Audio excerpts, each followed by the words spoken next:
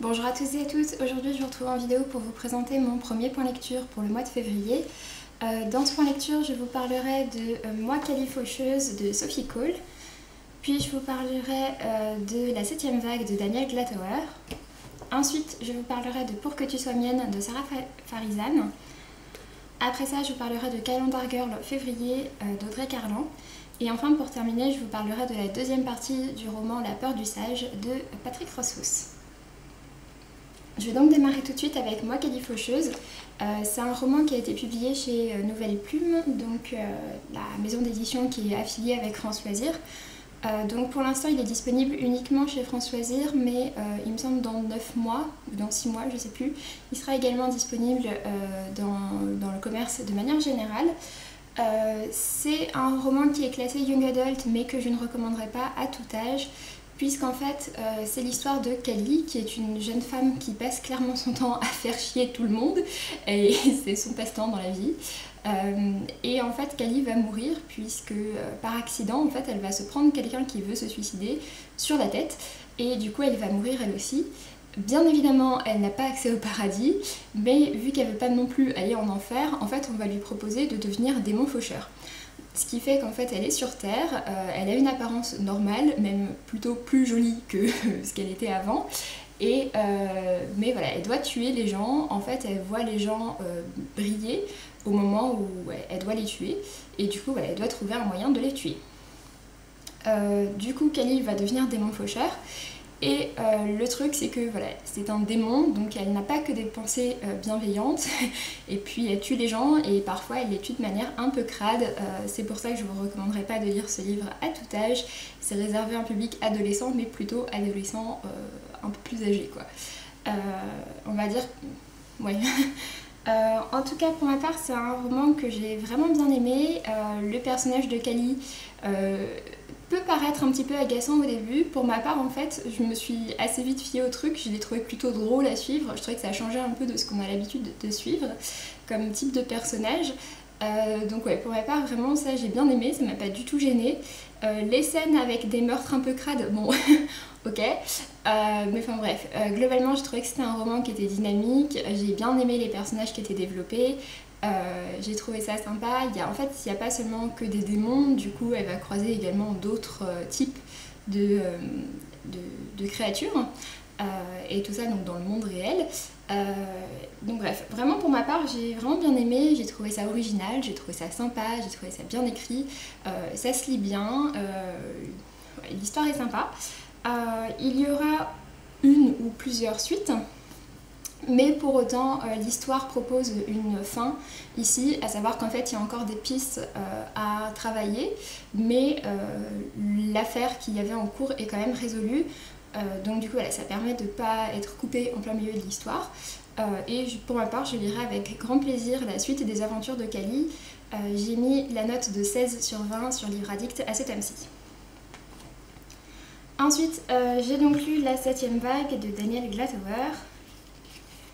Voilà. Je l'ai lu sur ma liseuse, il est sorti au livre de poche également, ici c'est la couverture en format je crois. J'avais lu en fait bon, La 7ème vague c'est la suite du roman Quand souffle le vent du Nord de Daniel Glatauer.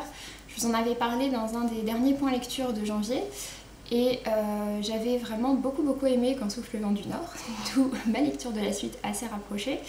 En fait, ce sont des romans contemporains et le principe de base c'est qu'on suit deux personnages, Amy et Léo, et tout le roman en fait c'est un roman épistolaire, donc qui est composé uniquement d'échanges de mails en l'occurrence entre les deux personnages. À la base, Amy veut résilier son abonnement à un magazine, mais elle va se tromper d'adresse mail et ça va atterrir dans l'adresse mail de Léo. Du coup, en fait, c'est de là que va partir le truc, et de là, ils vont commencer à s'échanger des messages. J'avais vraiment bien aimé, il se développait toute une relation derrière, parce que, bon, voilà, ils sont tous les deux jeunes, et puis il commençait à y avoir quelques sentiments un peu ambigus. Et la fin du premier tome était assez... horrible et assez frustrante, on avait vraiment très envie de lire la suite. Donc voilà, du coup c'est pour ça que j'ai décidé de lire assez rapidement derrière La 7ème vague. J'ai vraiment beaucoup aimé retrouver Amy et Léo. Je trouve ça très sympa le fait que ce soit des mails parce que du coup ça permet aussi bien d'avoir parfois de longs messages qui pourraient se rapprocher un peu plus de lettres que d'avoir des messages plutôt courts avec des échanges parfois très dynamiques, ce qui fait que c'est un roman qui se lit vraiment très vite. Pour ma part vraiment j'ai beaucoup aimé. Puis oui, c'est une belle lecture, j'ai bien aimé la fin, bref voilà. Ça a été une jolie lecture, je lui ai mis également la note de 16. Ensuite, j'ai donc lu Pour que tu sois mienne de Sarah Farizan. Il est sorti aux éditions Milady en 2017, mais il était sorti avant, je sais plus, peut-être chez J.C. Lattès, j'ai un doute, j'avoue. Donc voilà, pour ma part, je l'avais repéré quand ils avaient annoncé sa sortie poche, du coup je l'avais même précommandé sur Amazon, ce que je fais quand même que très rarement. Et du coup j'ai pu le lire assez rapidement après sa sortie. C'est un roman contemporain dans lequel on va suivre une jeune fille qui s'appelle Sahar. Et Sahar, depuis toujours, est amoureuse de sa meilleure amie Nasrine. Sauf que ça se passe en Iran, et en Iran l'homosexualité est condamnée par la peine de mort. Et du coup, voilà, elles sont obligées de vivre très cachées et elles ne peuvent surtout pas montrer leur amour. Sauf que Nasrine va se retrouver fiancée par ses parents à un jeune homme. Et du coup, voilà, pour ça, vraiment, le monde s'écroule pour elle. Elle a toujours admiré Nasrine, elle a toujours été très amoureuse d'elle et elle se demande comment est-ce qu'elle va faire. Donc elle cherche à tout prix un moyen pour essayer de récupérer Nasrine. En sachant qu'en fait, en Iran, l'homosexualité est condamnée, mais par contre la transsexualité est acceptée et c'est la solution qu'on propose aux homosexuels. Puisque du coup, s'ils changent de sexe, ils ne sont plus considérés comme homosexuels. Et en fait, Sahar du coup va s'intéresser à cette possibilité-là. Et du coup, voilà, tout le roman est du point de vue de Sahar et on voit vraiment ses tourments et ce qu'elle serait prête à faire pour rester avec Nasrine. Et c'est vraiment un très beau roman. Et c'est un roman qui est assez dur, il faut vraiment prévoir les mouchoirs, mais c'est un roman qui, je pense, est très réaliste et qui fait réfléchir, et j'ai vraiment trouvé que c'était une très belle histoire.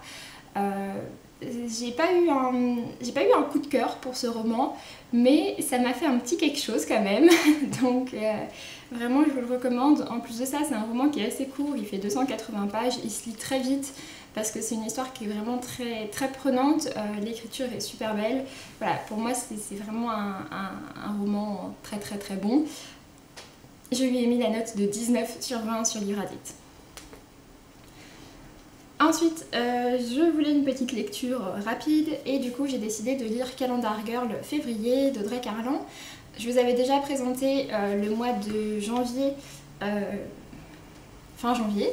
Et du coup j'ai décidé de continuer. Donc en fait Calendar Girl c'est une série de romances érotiques dont il va y avoir un tome publié chaque mois de l'année chez Hugo Roman. J'avais pu rencontrer Audrey Carlan et recevoir le premier tome à sa sortie. J'avais vraiment...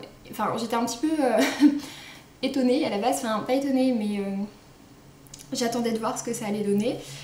Puisqu'en fait Calendar Girl c'est l'histoire de Mia qui est une jeune fille dont le père a des grosses dettes d'argent et du coup pour le rembourser elle décide de devenir escort girl. Et donc en fait chaque mois elle doit escorter un nouvel homme, elle n'est pas obligée de coucher avec eux mais si elle couche avec eux elle gagne encore de l'argent en plus. Mais en fait bref elle doit l'escorter, elle doit être belle à côté de lui, l'accompagner à des réceptions, etc. J'avais vraiment bien aimé le premier tome parce que j'avais surtout adoré le personnage masculin et sa relation avec Mia.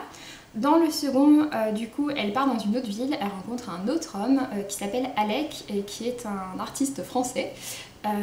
Et en fait, Mia va devenir sa muse du coup.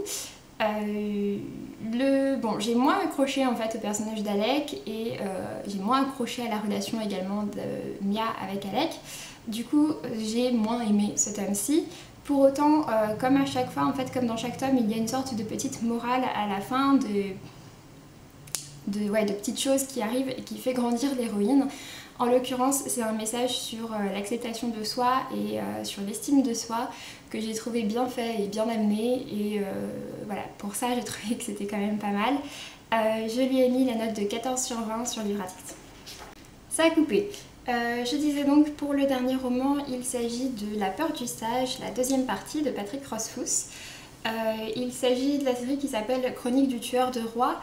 Et en fait, l'histoire, c'est l'histoire de Kos, qui est un jeune homme au moment où on suit les faits, qui a fait vraiment plein de choses dans sa vie, qui est vraiment devenu une légende, qui entre autres a tué des rois, qui a sauvé des princesses, qui a combattu des dragons, enfin bref, qui a incendié une ville, vraiment qui a fait énormément de choses, en plus d'être une personne qui maîtrisait plusieurs formes de magie, etc. Vraiment c'est un personnage qui est devenu limite mythique. Et en fait, personne ne sait ce qu'est devenu Kos, sauf que Kos est devenu un aubergiste, il vit un peu dans l'anonymat. Et en fait, un homme, un chroniqueur, va venir le voir, il sait qu'il est Kos, et il va lui demander de lui raconter son histoire, de manière à ce qu'il y ait vraiment une trace écrite de la vraie vie de Kos, et pas seulement des légendes de sa vie. Kos va accepter et va lui accorder 3 jours pour tout lui raconter. La première journée de son récit de sa vie est dans le livre Le nom du vent, qui est le premier tome.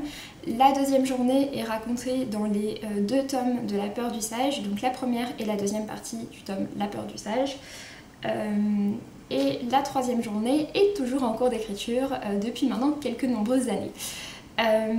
Donc du coup c'est une série de fantasy dans laquelle à la fois, le personnage de Kos est génial, hyper attachant et vraiment génial, ses amis également, l'univers développé est très bien, enfin bref, tout est très bien en fait, tout est très développé, tout est très maîtrisé, c'est vraiment de la grande fantasy extrêmement bien faite, il n'y a pas grand chose à dire, voilà, ce mec est un petit peu un génie, et il est très apprécié d'ailleurs. Dans le premier tome, donc Le nom du vent, Kos était à l'université, il faisait son apprentissage. Dans la première partie du deuxième tome, il travaillait pour un personnage assez haut placé. Et dans la troisième partie, dans la deuxième partie, donc le troisième livre, donc celui que je viens de lire, en fait Kos est envoyé par cet homme riche sur un chemin sur lequel en fait il y a pas mal de bandits. Et il va y être envoyé avec une équipe. Parmi cette équipe, il y a un homme qui s'appelle Tempi et qui est un guerrier Ademi. Je précise que je vous spoil pas du tout, hein. Qui est un guerrier Ademi, et les Ademi sont réputés pour être des excellents guerriers, ils sont très reconnus, et, ils sont très prisés, et Kos va être assez fasciné par cet homme, et en fait il va convaincre Tempi de commencer à lui apprendre à la fois le combat, le langage, la culture, etc. Ademi, et finalement Kos va partir chez eux pour continuer son apprentissage. J'ai énormément aimé cette partie avec toutes les nouvelles choses qui sont introduites. En fait on les découvre au fur et à mesure avec Kos et j'ai trouvé ça très bien. J'ai beaucoup aimé tout l'aspect du langage qui est complètement différent. Enfin bref, voilà, pour ma part j'ai beaucoup aimé. Comme d'habitude, comme je disais, c'est super maîtrisé. C'est un énorme plaisir de le retrouver. Ce sont des gros romans, des grosses briques de fantasy, mais vraiment, je trouve que ça se lit facilement. Pour ma part, j'adore. Je trouve ça vraiment excellent. Et voilà, j'espère que le troisième tome ne tardera pas trop à sortir, même si je pense que ça risque d'être le cas. En tout cas pour ma part c'est un tome que j'attends avec une très grande impatience parce que vraiment pour l'instant j'adore cette série. Et je ne peux que vous la recommander si vous aimez la fantasy, c'est absolument génial. Donc voilà, pour ma part j'ai mis la note de 18 sur 20 à ce troisième livre, on va dire. Donc voilà, sur ce j'en ai fini avec ce point lecture, j'espère que ça vous a plu. Pour ma part je vous dis donc à très bientôt et puis d'ici là portez-vous bien et faites de belles lectures. Salut!